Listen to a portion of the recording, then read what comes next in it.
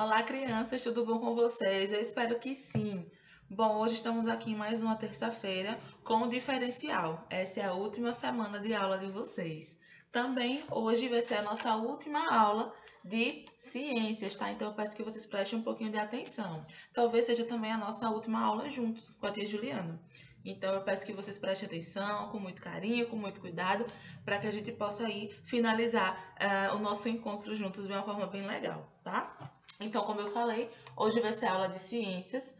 Vamos falar sobre o capítulo 11, que vai falar sobre os sentidos do nosso corpo, tá? O capítulo 11, ele vai começar na página 114. Só que aí eu não vou ficar lendo muito para vocês, eu vou explicar o assunto e na hora de responder a atividade vai ser a atividade da página 122, tá? Mas por enquanto vamos conversando. Peguem aí o livrinho só para vocês caso quiserem acompanhar e depois a gente começa a fazer a nossa atividade, tá bom?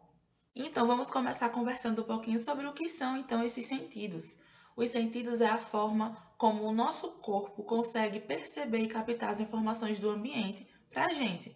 Então, por exemplo, quando a gente escuta uma música, quando a gente assiste um filme, quando a gente come alguma coisa, sente o cheiro de alguma comida, tudo isso são os nossos sentidos fazendo com que a gente perceba aí e tenha sensações a partir dessas informações que a gente tem no ambiente. Então, começando, a gente pode dizer que os sentidos do nosso corpo, que o nosso corpo percebe, eles são 5. Nós temos a visão, a audição, o olfato, o paladar e o tato. E aí eu vou explicar para vocês um de cada vez. Vamos começar pela visão, então. A visão é aquela que nos permite que a gente consiga ver e perceber imagens, objetos, cores, formas, enfim. É como a gente consegue de fato enxergar o mundo.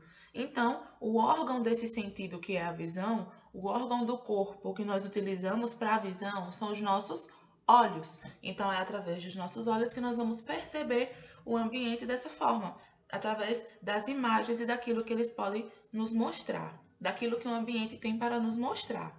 Depois, a gente vai falar então sobre a audição. A audição nada mais é do que a forma que a gente tem de perceber os sons do ambiente, né? Então, os órgãos do sentido que vão nos ajudar no processo da audição são os nossos ouvidos, ou a gente tem aqui. Esse de fora é a nossa orelha, dentro da nossa orelhinha é o nosso ouvido. Então, ele é que é o responsável para que a gente consiga perceber os sons que estão acontecendo à nossa volta. É ele que capta esses sons e faz com que a gente consiga percebê-los.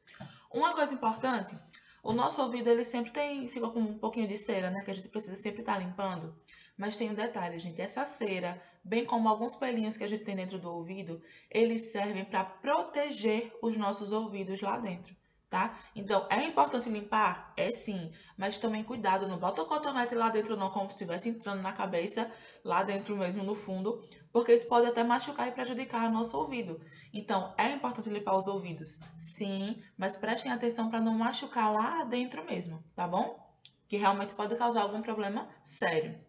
Uma coisa que eu não falei, nos nossos olhos, ó, vocês percebem que a gente tem aqui esses pelinhos também, os nossos cílios? Então, os cílios, eles também servem como uma proteção. Do mesmo jeito que tem os pelinhos lá dentro do ouvido, esses nossos pelinhos aqui no olho, eles servem para proteger os nossos olhos, para que não fique caindo coisas direto. Às vezes acontece.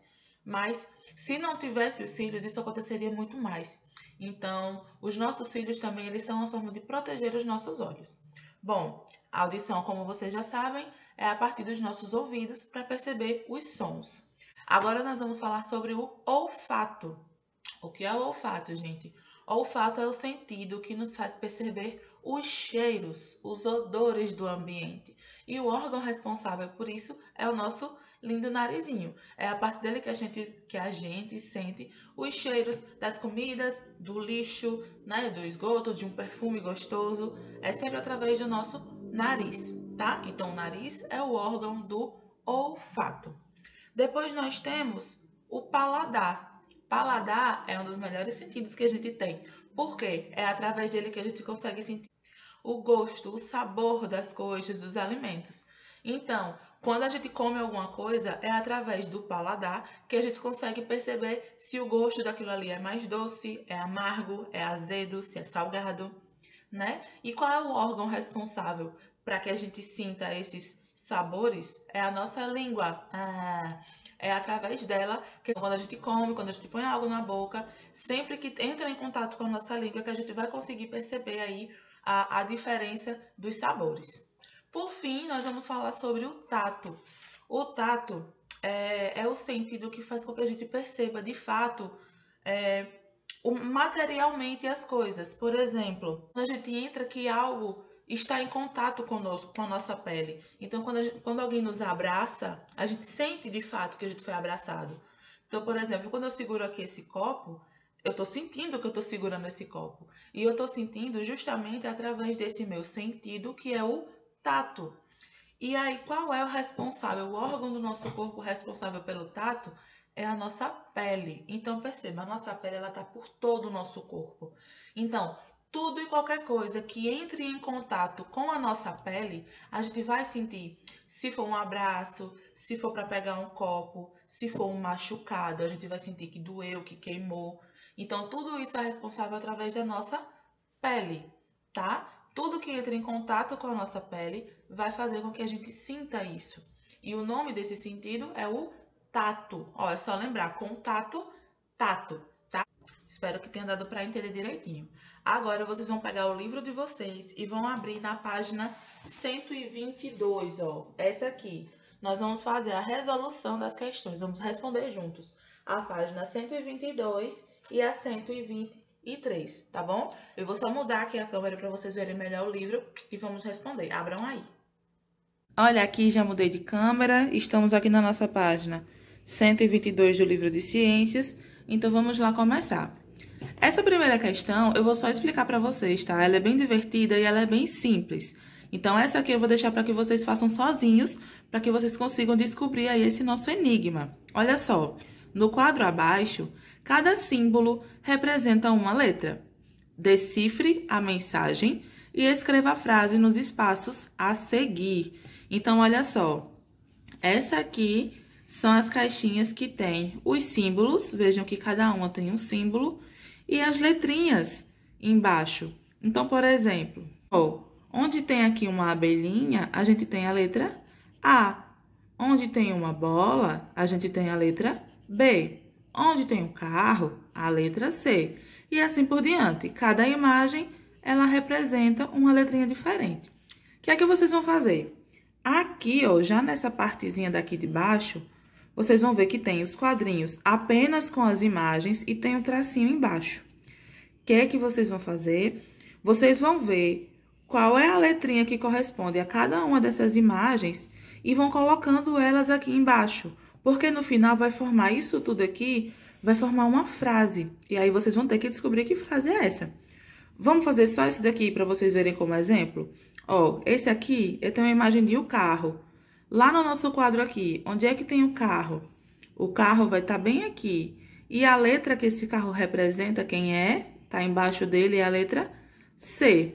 Então, aqui eu tenho que o carro, quem representa ele é a letrinha C. E vou colocar o C aqui. Agora, a gente tem aqui o quê? Nós temos um olho. Vamos lá para o nosso geral, para o quadro geral. Onde é que tem um olho por aqui? Tchan, tchan, tchan, tchan. Aqui. Aqui nós temos o olho. Então, embaixo do olho vai estar a letrinha que ele representa. Qual é? É a letrinha O. Então, eu venho aqui, ó, já botei o C embaixo do carro. Então, agora, embaixo do olho, eu vou colocar a letra O. Depois, eu tenho o desenho de uma mãozinha. Onde será que tá essa mãozinha? Vamos procurar. Tchan, tchan, tchan, tchan. Cadê você, mãozinha? Aqui. Aqui nós temos a mãozinha. Quem tá embaixo da mãozinha? É a letra M. Ah, então eu vou vir aqui e embaixo da mãozinha eu coloco a letra M. Então, nessa primeira linha, já formou o quê? Com. Olha só, é a palavra com. E aí, do mesmo jeito que eu fiz aqui, vocês vão fazendo, ó, em cada um desses grupinhos. É bem simples. Mais uma vez, vocês vão olhar qual é o desenho e procurar aqui nesse de cima qual é a letra que tá embaixo desse desenho. E aí, vão só copiar a letrinha aqui embaixo, tá certo?